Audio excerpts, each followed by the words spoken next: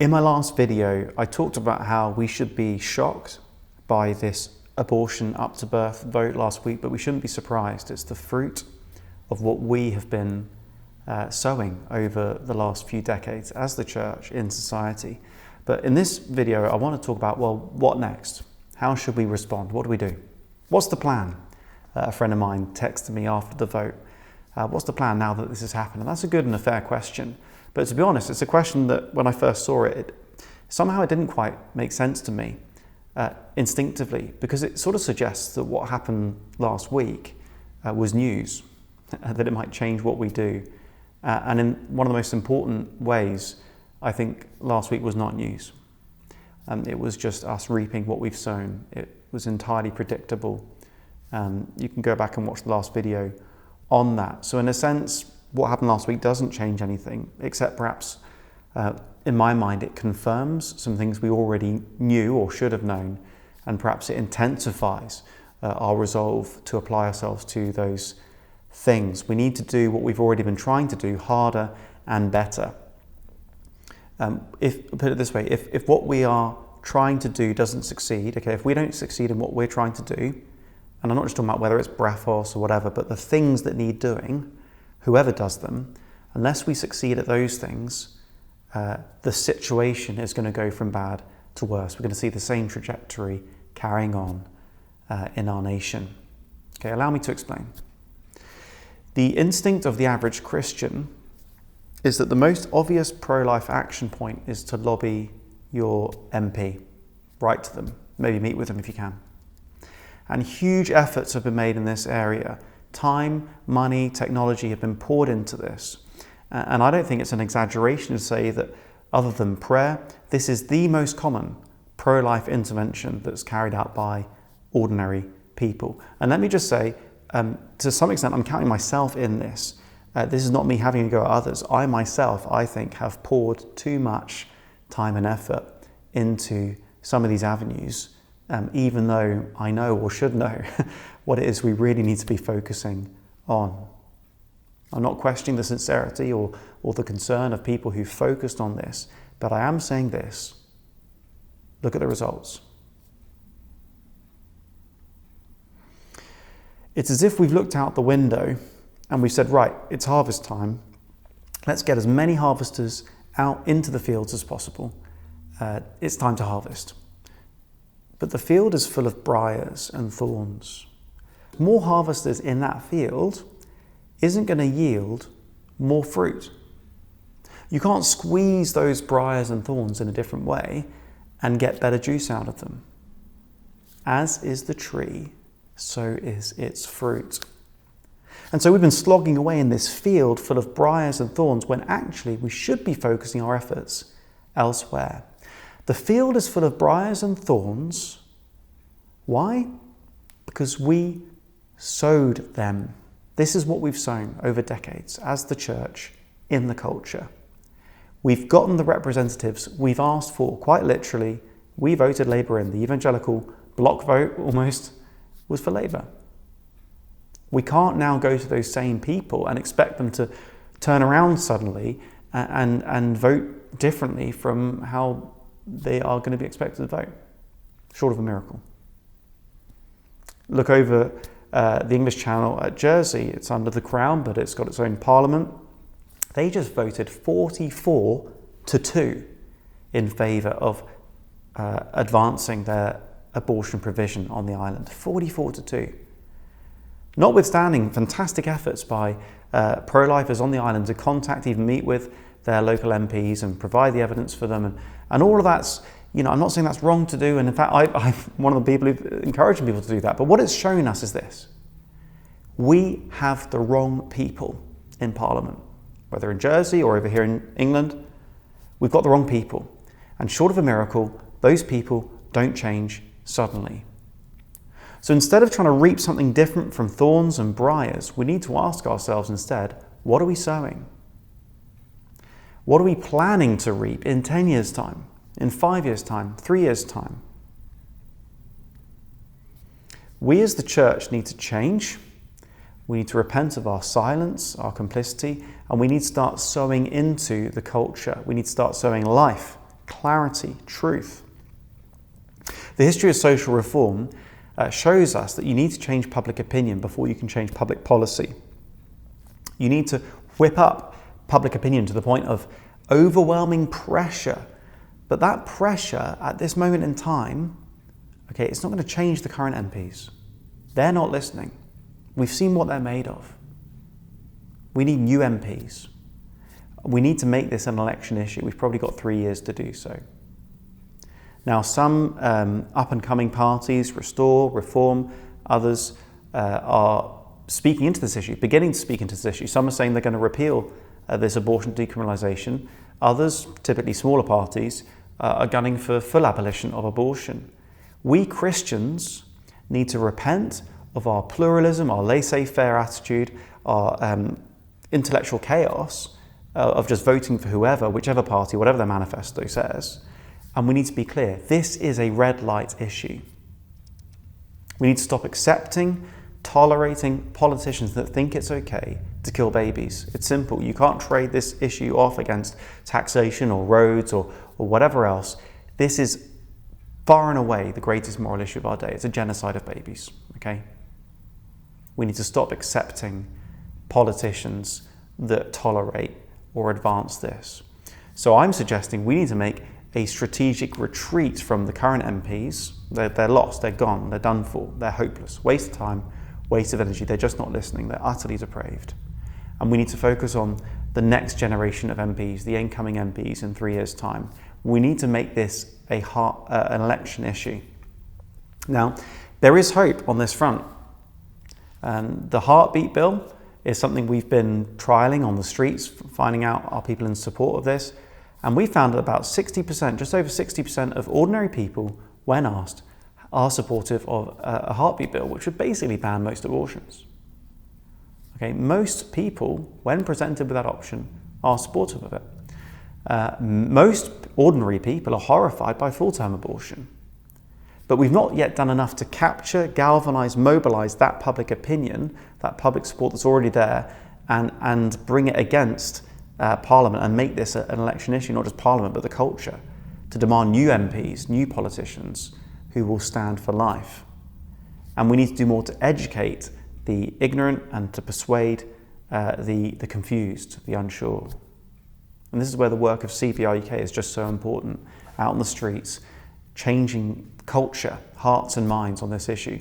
And maybe that's your what next for today, is join the movement. Go to cbruk.org/join, JOIN. We need to whip up society to the point where we simply will not tolerate pro-abortion MPs because we will not tolerate abortion.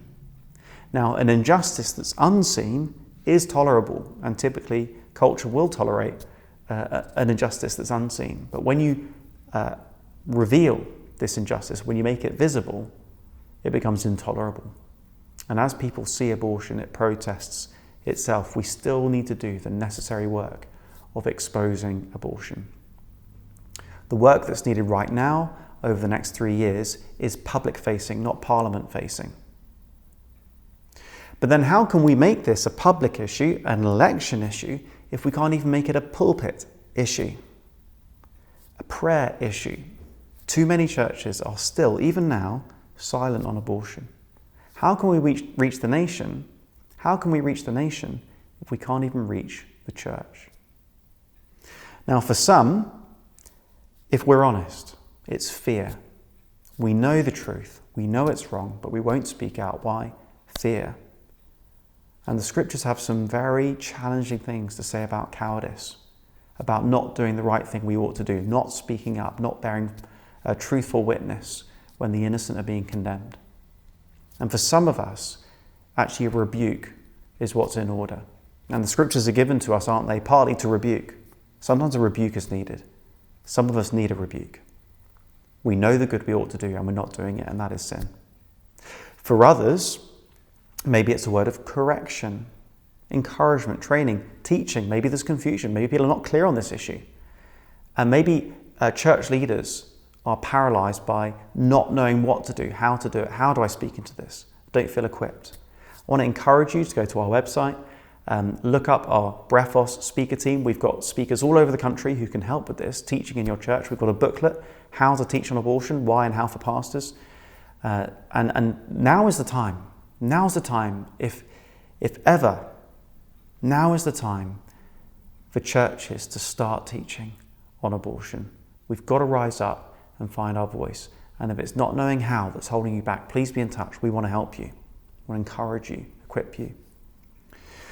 So how should we respond? I just want to break this down into 4 points. So first, we should lament. Of course we should. We should be grieving.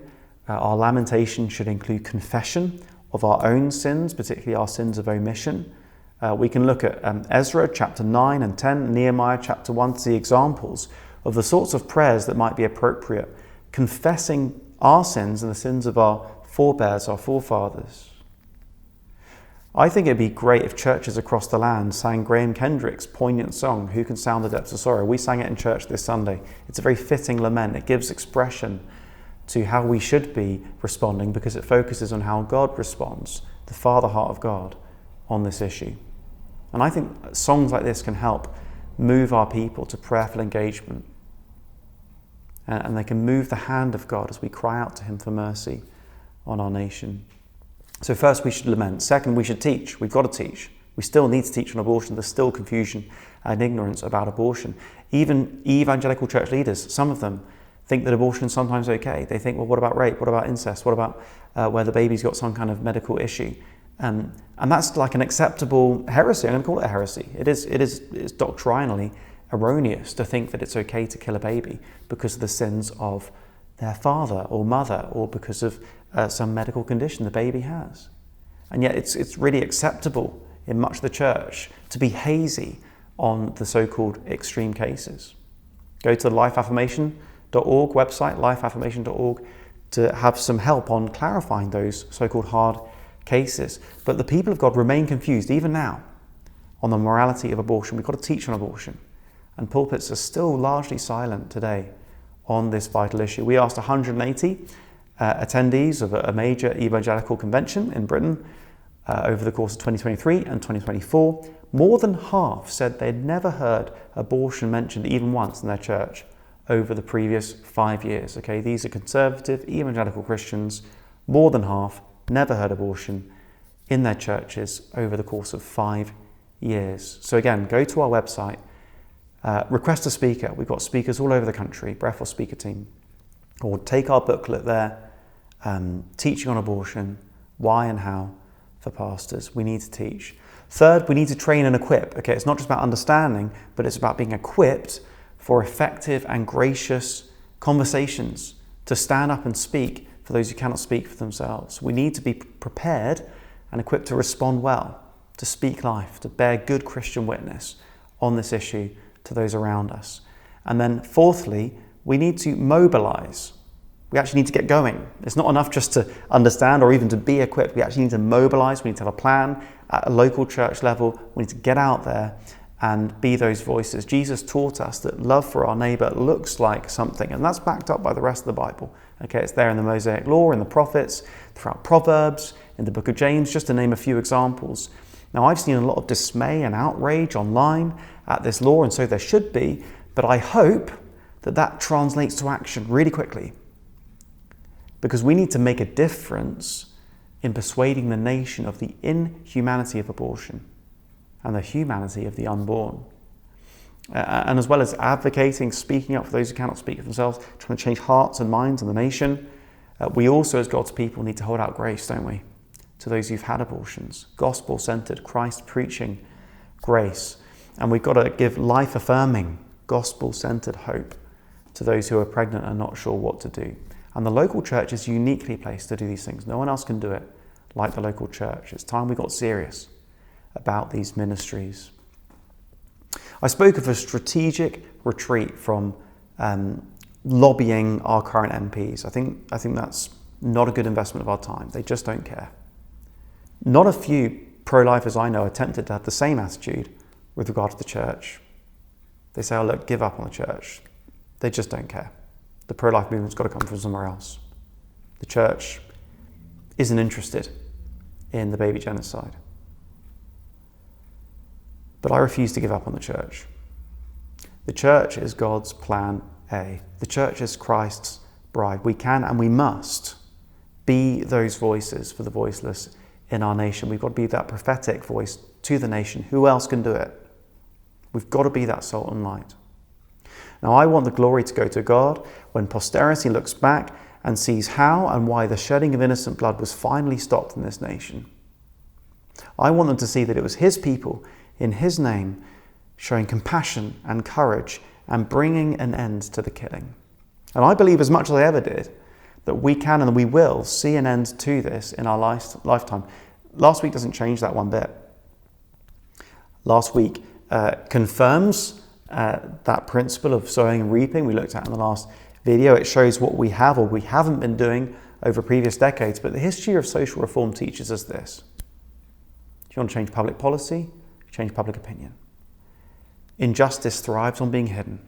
It thrives on living in the dark. When you lift the lid, when you expose the deeds of darkness, when you display to people the humanity of the victim, the inhumanity of the injustice, the days of that injustice get numbered. Because this injustice continues to rely on mass deception, ignorance, confusion. Most people just don't know. And perhaps this overreach last week will backfire because it will draw attention to the horrors not only of late-term abortion, but all abortions. Maybe last week, paradoxically, will actually help. If we're willing to do the simple but sometimes costly, necessary work of displaying the humanity of the victims and exposing the reality of this injustice, if we'll interpose ourselves for the helpless, if we'll be those voices for the voiceless, we can see an end to this in our lifetime. With God's help, we can certainly do it. But we've got some work to do.